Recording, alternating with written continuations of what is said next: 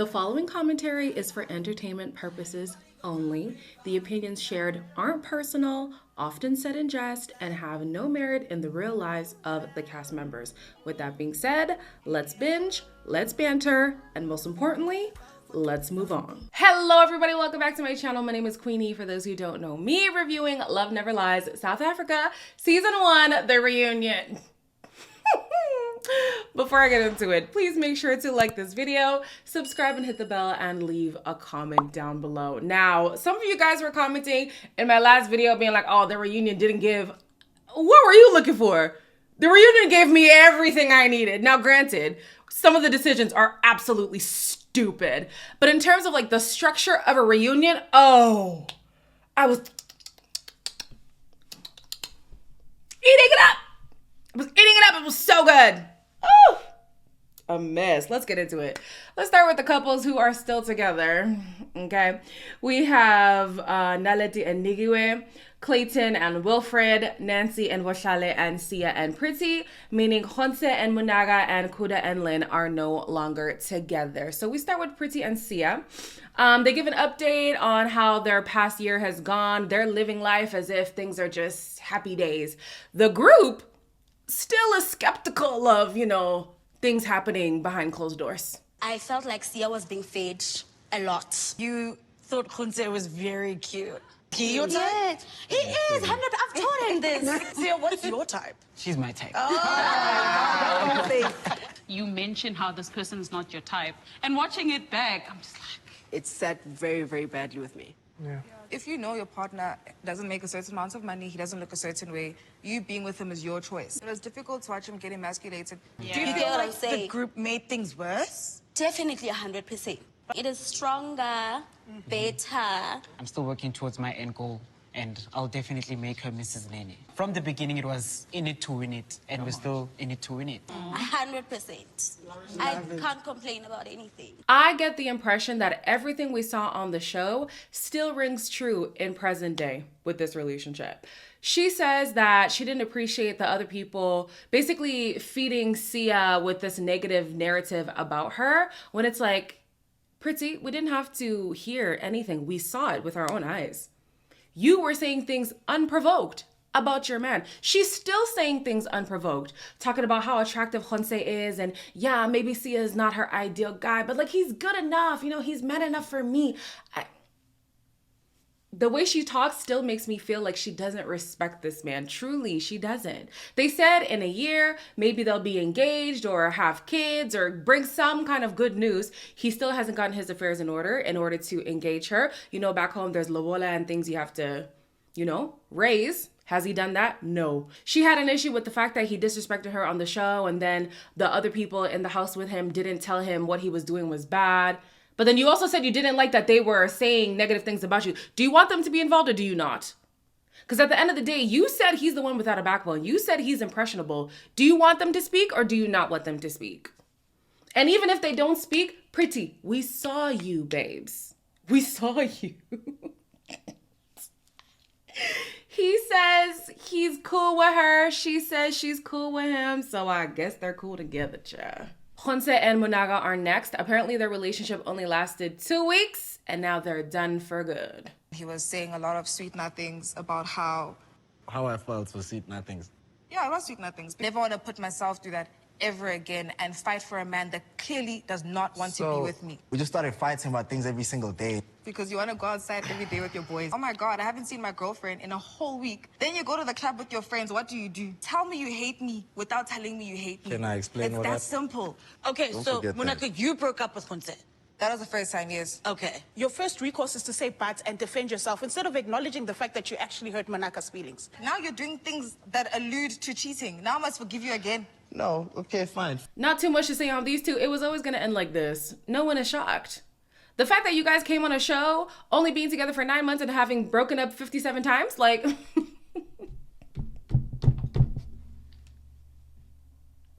fact that this man had the audacity to sleep with your best friend and you forgave him and continued to date him. The fact that this man is an influencer and deliberately chose not to share her online because he did not want to claim her publicly. I mean, like, ha. Yeah, it was never gonna be something serious. Like, let's be honest about that. Apparently, even in those 2 weeks of them trying to figure things out, they broke up multiple times. Again, guys, please give it a rest. Thankfully, it sounds like they've given it a rest for good. Then we are not sure if he's dating anybody, but she is currently talking to someone, and he's properly courting her as well. He actually texts her and says good morning.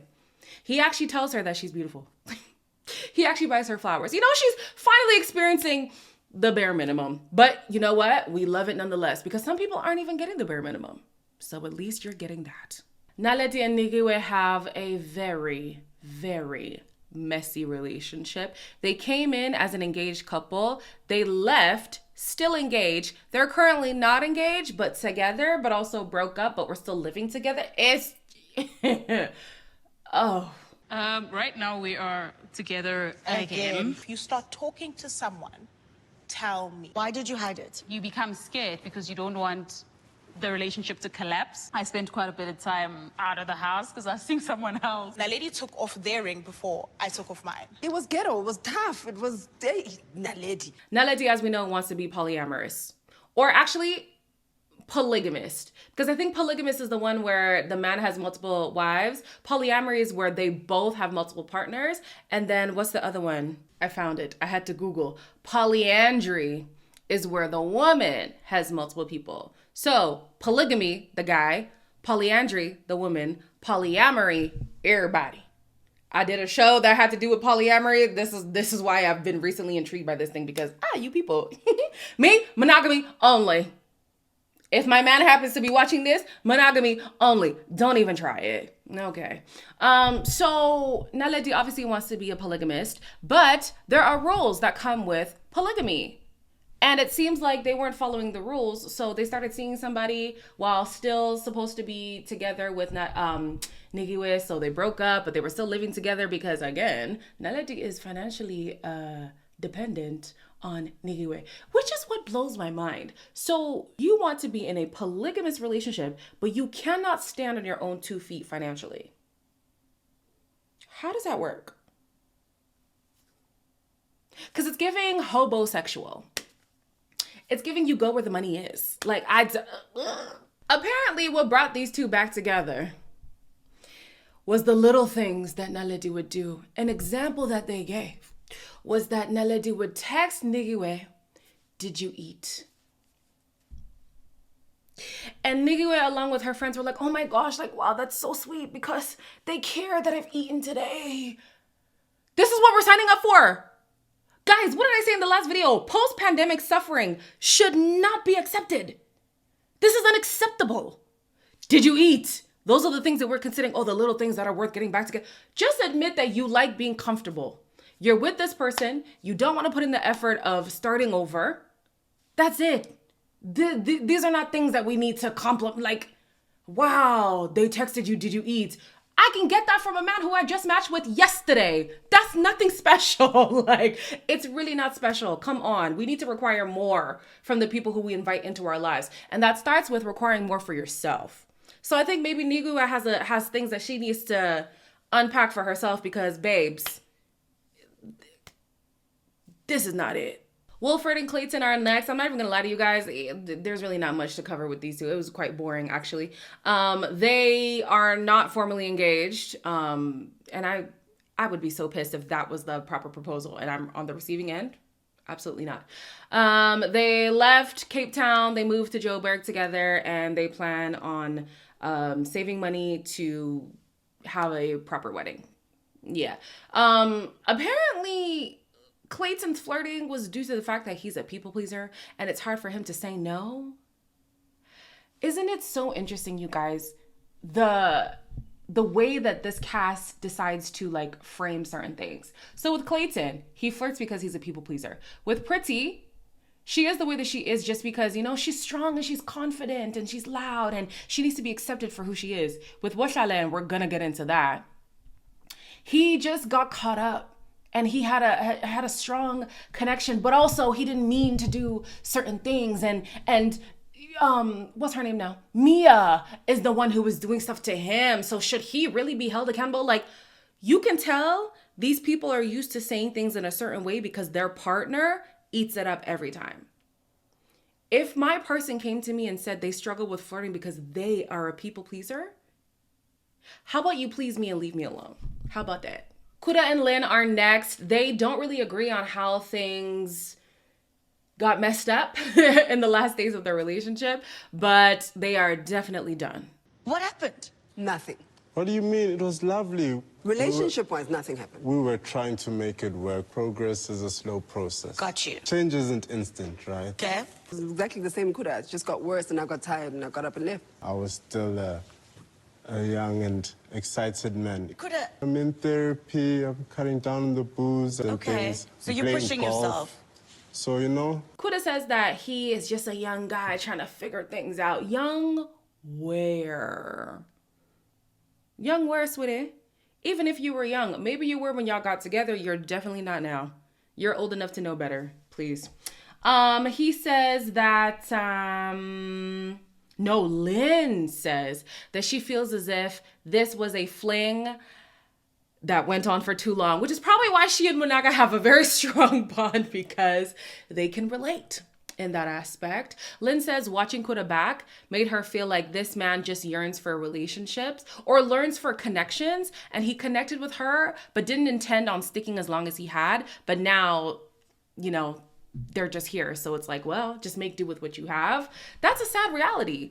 Because it's not like you are the best fit for this person. It's not like they yearn for you. It's just you're the one I couldn't shake off, you know? Cuda is seeing somebody and he says he's very happy. He has learned a lot from the process. Lynn isn't seeing anyone. However, she is in the happiest place in her life. She also says she still has a soft spot for Viso in her heart. So then Minnie's like, well, let's bring him out so he could talk about his perspective. Why did they bring out Viso? This girl is smiling so hard. I'm blushing since Viso walked in. Feeling butterflies, feeling flustered? It's hot. I lived with Cuda, but I haven't seen Cuda and Lynn together. I had no idea they were dating. If Viso were to give you a shot, would you be with him? Yeah. You would? Yeah. Wow. I guess me and Lynn will talk about it. Cuda was stopping me from going to see Lynn. Still your homie? Still my homie. For life? I love the fact that she, you know, is able to be like giddy and be excited about somebody, but respectfully, that man don't want you. He don't. I want you guys to know I was very uncomfortable watching this because the similarities were too painful. Me and that Cuda, also on and off. Not for 7 years though, for like a year and a half, okay? Definitely on and off. He also had the same stuff like, oh, you know, I'm just a young guy trying to figure out a place. Nobody wants to hear that. I give myself grace because I was 24. That would not fly with me now at 28, okay? Recently, I don't know why I'm telling you guys my business. Recently, his best friend reached out to me over a dating app, back when I was on the apps. I'm off now. I was like, oh, this face looks so familiar, but I don't know where I know him from. He sent me his Instagram. I looked on his Instagram. I said, oh my gosh. The first video I see is him and Cuda. I said, so I texted him immediately. I was like, yeah, not gonna work. This is a little too close to home for me. He's like, what do you mean? I'm like, yeah, me and, you know, it used to be like a, you know, whatever. So he was like, what do you mean? Wait, no, why am I doing this? Actually, whatever, we're here now. It's my channel, I can do what I want.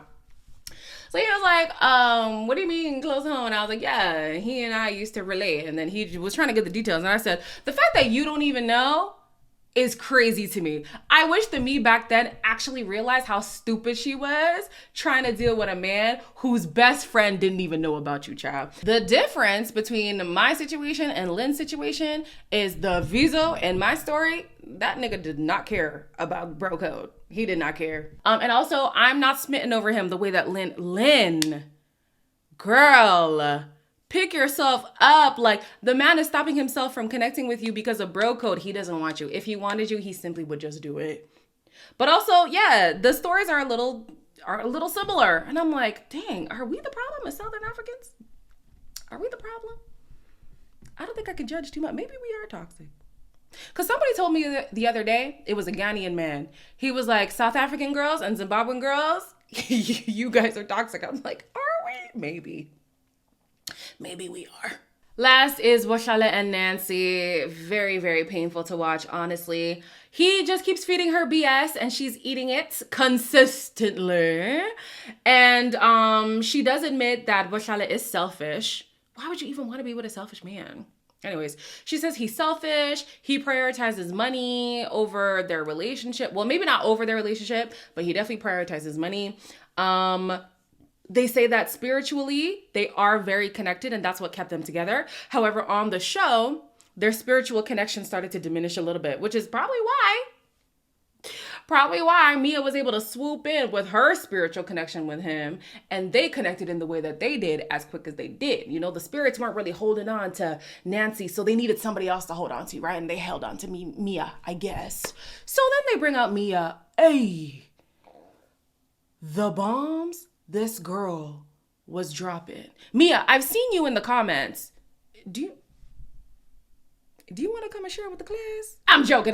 That's messy. That's so messy. I wouldn't do that. But Mia did drop a lot of information. I kind of started under the covers and I was just like, you know, touching skin, progressed to... It didn't just happen once. You know that, I know that. Obviously, we're doing a bit of stuff in the car. Stop myself because this is not right. Do you understand? We might have we were in the car because it was cool. It was too comfortable. Another key incident, it was a blowjob. This is where I heard like the most lies. You realized you were doing something wrong, so you stopped. When we had started having sex or whatever, you had managed to go all the way in and then you had to pull out because you were busting. What were you rubbing into my ass then? That was not lotion. That was not. And then you tell me, no, don't get a contraceptive because you want to conceal, obviously, that things were done naturally. Mia said that they got sexual several times. And then she said exactly what I said in the previous video. What man is pulling out 2 seconds in unless he finishes quickly? That is the only way. The only way. Like, the only way a man is willingly pulling out after 2 seconds is if he busts after 2 seconds. Sorry to be crude, but like, that's the only way. And it seems like that's exactly how it happened. And then that makes matters even worse because he already admitted that they didn't use a condom. So she, the next morning, had to go and get some plan B. There were things that happened on camera, things that happened off camera. Washala even had footage of him saying that he wanted to be intimate with her in certain ways, but he just didn't want to deal with the backlash of that. Insane. Then Washala starts framing things as if Mia fell on his member. And it's like, sweetie, how does that work? He's like, well, she was leaning into my dick. Oh, so she just fell on your dick. It just happened to be erect and exposed. And she just fell on it with her mouth and her cooch. Please. And your fingers. Please. And I'm just here like, this man speaks like this because she believes it. She believes it. It reminds me so much of Ashley and Tyler from Love is Blind. I'm so sorry if you didn't watch it. But the only reason why a man can say things that are absolute BS, things that you can easily debunk, is because the woman he's with believes it. The guy from Love is Blind, for anybody who hasn't been watching, here's one of the lies that this woman believes. He was a sperm donor and he did his business in a cup that was kept in the home of the recipient of the sperm. And then she impregnated herself 2 years later with that same batch of sperm. If anybody knows anything about the male body, that sperm doesn't last 2 seconds. Unlike Washala. Actually, no, similar to Washala. They both don't last 2 seconds, okay? You're saying that they kept that for 2 years. Those are the kinds of lies that you know, oh, he's saying this because his woman believes it. And sure enough, Nancy believes this foolishness. And even before the last bomb that we got at the end, I could tell, oh, she's going to stay no matter what. A woman who keeps asking questions is a woman who's not going to leave. I have learned that from myself. I've learned that from women that I know. When you're still trying to figure out, well, what did you mean by, well, was it really? That means you're staying. Nancy, did you know about this? I didn't. Why did you allow Mia to be on top of you. Why did you get too comfortable? I asked you so nicely. And when I said everything, I meant everything, but you didn't. Why? It almost also feels like we're being lied to. Sure. Yeah. Oh, by the way, remember that was a lie too. Like, it's quite hectic. And I think... Like, dog, hella, you had a whole year, bro. Because, like, if you deep it, you had to know some of the stuff was going to come out. Nancy has showed you countless times that she loves you. I did. You were an active participant, Putwam. 2 women to apologize to. Because man, you apologize a half. She deserves your apology too. I love that the group was given an opportunity to share their opinion and that the host didn't shut it down. No, let them talk. Let them talk. Receive this public flogging since you administered a public embarrassment. Yeah, receive it. And then Nancy goes and embarrasses herself even more because Minnie asked them on a scale of marriage to breaking up, 10, 1. Where are you? He says 10, she says 9. I said, oh my God. She's never leaving. That spiritual connection is something else. Talk about a soul tie. This is what they mean by soul ties, baby. Oh my gosh. So then we get to the end of the episode and the worst possible news. The worst possible news. We find out that she isn't pregnant. She was pregnant. And the baby is already here. Now, don't get me wrong. I fully believe children are a blessing. I 100% believe children are a blessing. However, you do not have to stay with that man just because you have a child. Bless that child with the healthiest type of parenting you can by releasing yourself from a pathological liar, from a toxic man, from a man who will serve himself before he serves you. Based on what we saw on a show that was of a span of a few weeks, I can only imagine what she's been going through behind closed doors. Cause I'll be damned if this is the first time, cause he did say he cheated when they were talking lies. I'll be damned if this is the first time he cheated on this girl. Absolutely not. No. And he's out here being like, well, she's giving me a family and she's giving me everything that I've wanted and whatever. So that's why he's staying. And that's why she's staying. Sad.